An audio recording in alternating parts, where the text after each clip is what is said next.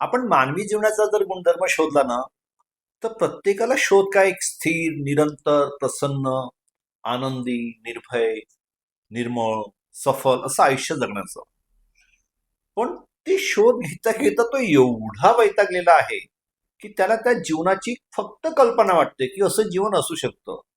पण नाही, मुळातच असं आयुष्य आहे. आपण एक शांत, प्रसन्न, निरंतर, सहज, सफल, सिद्ध, निरोगी, निरंतर असं आयुष्य खरंच जगू शकतो. पण नेमकं चुकतं काय? आपण नेमकं कुठल्या नॉलेजमध्ये मागे पडतोय की आपल्याला ह्या सगळ्या गोष्टी फक्त काल्पनिक वाटतात, सत्यतेपासून खूप लांब आहे असं वाटतं.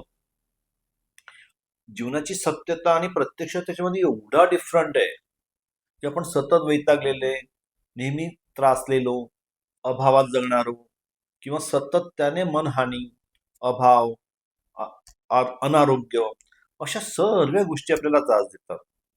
तर यामागे भूमिका आहे आपल्याला आपलं आयुष्य जाणण्याची. खरं तर सर्व गोष्टी आपल्याजवळ आहेत, पण त्या एका अज्ञानाच्या स्वरूपात आपण लपवून ठेवलेल्या आहेत. आपण त्याला प्रत्यक्षात आणण्याचा प्रयत्न देखील करत नाही. आपण धर्म स्वीकारले, आपण धार्मिक बनलो, कारण आपल्याजवळ कुठलेही गुणधर्म नव्हते. खरं म्हणजे मानव हा गुणधर्म रहित प्राणी आहे. हो, आपण मानव हा प्राणीच आहे, पण तो गुणधर्म रहित आहे. निसर्गाने सर्वात शेवटी जन्म दिलेला हा प्राणी, तो आपल्याच बुद्धिमत्तेमुळे, त्याला मिळालेल्या मनामुळे तो गोंधळात सापडला. निसर्गाने कृपा करताना सर्व प्राण्यांना गुणधर्म दिले, त्यांना जगण्याची रूपरेषा दिले. मानवाला त्यातून बाहेर केलं आणि मन देऊन टाकलं. बस, मानवाने त्याचा गैरउपयोग केला. त्या मनाचं सामर्थ्य विचित्र ठिकाणी किंवा चुकीच्या ठिकाणी वापरण्याचा प्रयत्न केला. सातत्याने त्याला धर्म निर्मिती करण्याची गरज भासली. त्या धर्माच्या ओघात तो स्वतःलाही हरवला. सर्व जे बाह्य अवलोकन आहे, बाह्य जे दृश्य चालतात, तो त्याला सतत अवलोकन करत गेला आणि आपली एकाग्रता, आपला आनंद तो हरवून बसला. खरं हे कारण आहे, आपल्याला कळतच नाही आपण कोण आहोत आणि त्यामुळे आपण ज्याची अपेक्षा करतो ते आपल्यापासून खरंच लांब लांब होत जातं. आणि आपल्याला जर अशा जीवनाला जर मिळवायचं असेल की ज्यात आनंद पाहिजे, उत्साह पाहिजे, प्रसन्नता, निरोगीता, सहजता, सफलता, हे पुस्तकातले शब्द नको, आता हे काल्पनिक शब्द नको, हे आपल्या जीवनात यायला पाहिजे.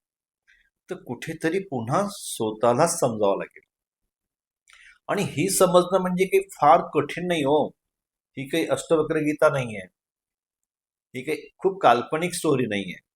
ही संपूर्ण रियालिटी आहे. फक्त काय होतंय, आपल्याला ते अज्ञातामुळे आपण स्वतःहून त्या गोष्टीला कधी जाणवत नाही, समजून घेण्याचा प्रयत्न करत नाही.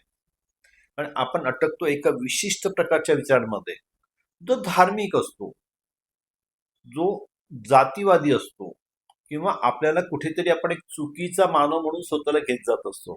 थोडं थांबवा आता, स्वतःचा विचार करूया.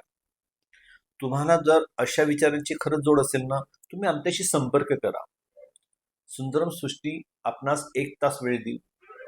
प्रत्यक्ष आपण चर्चा करूया, समजूया की आपण काय आहोत, सृष्टी काय आहे, हे जीवन कसं आहे, खरंच निरोगी जीवन जगता येतं का, प्रसन्न जीवन जगता येतं का, याची माहिती घ्या. आणि एवढं असं कुठलं ज्ञान आहे की त्याद्वारे पटकन आपल्यामध्ये बदल येईल? तर हे जाणण्यासाठी तुम्ही एकदा तरी भेट द्या. कारण आपण ज्याला समोरासमोर बोलतो, तर तुमच्या प्रश्नांची उत्तरं मला देता येतात. तुमची प्रश्न कदाचित भिन्न असू शकतात, तुमच्या समस्या भिन्न असू शकतात, तुम्हाला पडलेल्या अनेक वेगवेगळ्या ज्या युक्ती असतात किंवा अभाव असतात, तुम्ही नाही शेअर करू शकत. आणि ज्याला तुम्ही अभावातून जगतात ना, तुम्ही प्रचंड वैतागलेले असतात. आणि अनेक चुक्यांवरती आपण चुके करत जातो आणि जीवन अधिक त्रासदायक करतो. सृष्टीने आपल्याला संपूर्ण, परिपूर्ण असं आयुष्य दिलेलं आहे. हे आयुष्य खरंच जगण्यासाठी आहे आणि हे अजिबात अवघड नाही. सुंदरम सृष्टीला भेट देताना आता तुम्ही आत्मविश्वासाने या. 1 तास माझ्यासोबत बसा.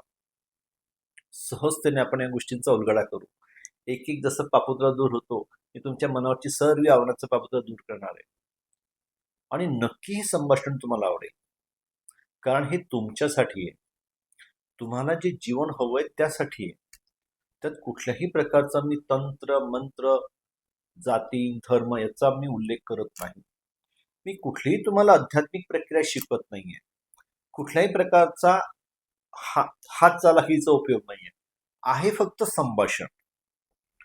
आणि इतकं सहज निर्मळ स्वच्छ ज्ञान का नको आपल्याला? हे आयुष्य बदलेल आणि तुम्ही हे आयुष्य नक्की उत्तमरित्या जगू शकता. तुम्ही स्वीकार कराल. तर अशा आयुष्यासाठी सुंदरम सुशीला भेट द्या. आपल्या सर्व प्रश्नांची सर्व शंकांचं निराकरण करा. शुभम भवतु.